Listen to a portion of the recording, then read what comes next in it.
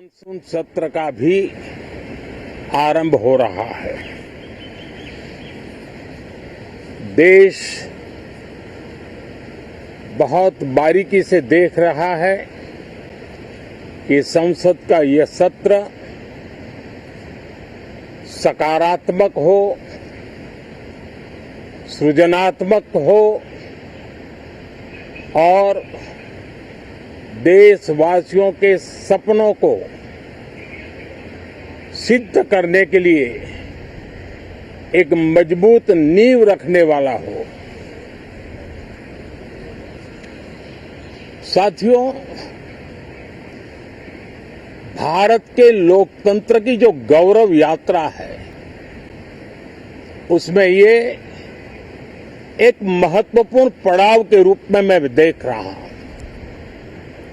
व्यक्तिगत रूप से मुझे भी, हमारे सभी साथियों को भी ये अत्यंत गर्व का विषय है कि करीब 60 साल के बाद कोई सरकार तीसरी बार वापस आए और तीसरी पारी का पहला बजट रखने का सौभाग्य प्राप्त हो। ये भारत के लोकतंत्र की गौरव यात्रा की अत्यंत गरिमापूर्ण घटना के रूप में देश इसे देख रहा है। ये बजट सत्र है। मैं देशवासियों को जो गारंटी देता रहा हूं, क्रमशः रूप से उन गारंटियों को जमीन पर उतारना, इस लक्ष्य को लेकर के हम आगे बढ़ रहे हैं। ये बजट अमृतकाल का एक महत्वपूर्ण बजट है। हमें 5 साल का जो अवसर मिला है, आज का बजट हमारे उन 5 साल के कार्य की दिशा भी तय करेगा और ये बजट 2047 जब आजादी के 100 साल होंगे, तब विकसित भारत का जो हमारा सपना है, उस सपने को पूरा करने की मजबूत नींव वाला बजट लेकर के हम कल देश के सामने आएंगे। हर देशवासी के लिए एक गर्व की बात है कि भारत बड़ी इकोनॉमी वाले देशों में सबसे तेज गति से आगे बढ़ने वाला देश है। गत 3 वर्षों में लगातार 8% ग्रोथ के साथ, 8% ग्रोथ के साथ हम आगे बढ़ रहे हैं, हम ग्रो कर रहे हैं। आज भारत में पॉजिटिव आउटलुक, इन्वेस्टमेंट और परफॉर्मेंस एक प्रकार से अपॉर्चुनिटीज की पीक पर है। ये अपने आप में भारत की विकास यात्रा का एक अहम पड़ाव है। साथियों, मैं देश के सभी सांसदों से, किसी भी दल के क्यों न हो, मैं आज आग्रहपूर्वक कहना चाहता हूं कि हम गत जनवरी से लेकर के हम लोगों के पास जितना सामर्थ्य था, उस सामर्थ्य को लेकर के जितनी लड़ाई लड़नी थी लड़ ली। जनता को जो बात बतानी थी बता दी। किसी ने राह दिखाने का प्रयास किया, किसी ने गुमराह करने का प्रयास किया। लेकिन अब वो दौर समाप्त हुआ। देशवासियों ने अपना निर्णय दे दिया। अब चुने हुए सभी सांसदों का कर्तव्य है, सभी राजनीतिक दलों की विशेष जिम्मेवारी है कि हमने दल के लिए जितनी लड़ाई लड़नी थी लड़ ली। अब आने वाले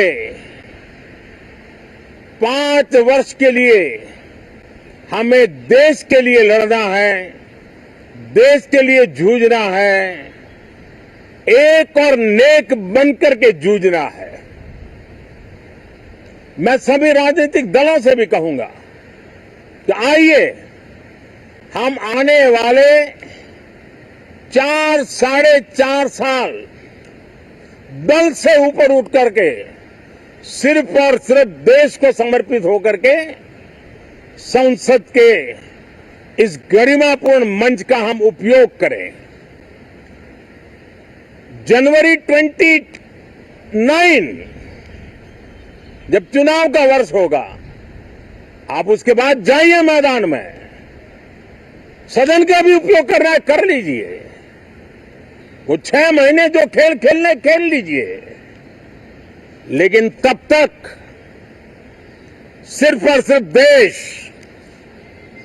देश के गरीब, देश के किसान, देश के युवा, देश की महिलाएं, उनके सामर्थ्य के लिए, उनको एम्पावर करने के लिए जन भागीदारी का एक जन आंदोलन खड़ा कर करके 2047 के सपने को पूरा करने के लिए हम पूरी ताकत लगाए। मुझे आज बहुत दुख के साथ कहना है कि 2014 के बाद कोई सांसद 5 साल के लिए आए, कुछ सांसदों को 10 साल के लिए मौका मिला, लेकिन बहुत से सांसद ऐसे थे जिनको अपने क्षेत्र की बात करने का अवसर नहीं मिला, अपने विचारों से संसद को समृद्ध करने का अवसर नहीं मिला, क्योंकि कुछ दलों की नकारात्मक राजनीति ने देश के संसद के महत्वपूर्ण समय को एक प्रकार से अपनी राजनीतिक विफलताओं को ढांकने के लिए दुरुपयोग किया है।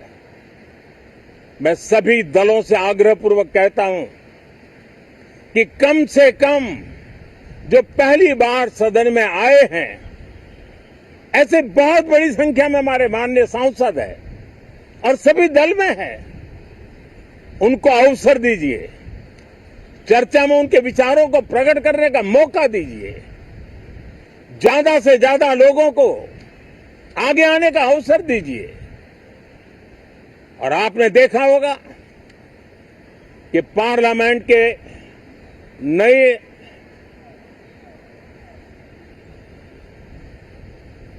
संसद गठन होने के बाद जो पहला सत्र था, 140 करोड़ देशवासियों ने बहुमत के साथ जिस सरकार को सेवा करने का हुक्म किया है देशवासियों ने, उसकी आवाज को कुचलने का और लोकतांत्रिक प्रयास हुआ।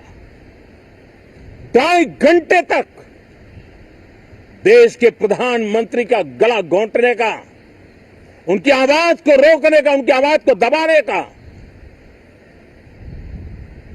लोकतांत्रिक परंपराओं में कोई स्थान नहीं हो सकता है और इसका कोई पश्चाताप तक नहीं है, दिल में दर्द तक नहीं है। मैं आज आग्रहपूर्वक कहना चाहता हूं, देशवासियों ने हमें यहां देश के लिए भेजा है, दल के लिए नहीं भेजा है। ये सदन दल के लिए नहीं, ये सदन देश के लिए है। ये सदन सांसदों तक की सीमा तक नहीं है, 140 करोड़ देशवासियों की एक विराट सीमा करके ये लिए है। मैं विश्वास करता हूं कि हमारे सभी माननीय सांसद पूरी तैयारी के साथ चर्चा को समृद्ध करेंगे। कितने ही विरुद्ध विचार होंगे, विरुद्ध विचार बुरे नहीं होते हैं, नकारात्मक विचार बुरे होते हैं। जहां सोचने की सीमाएं समाप्त हो जाती है, देश को नकारात्मकता की जरूरत नहीं है। देश को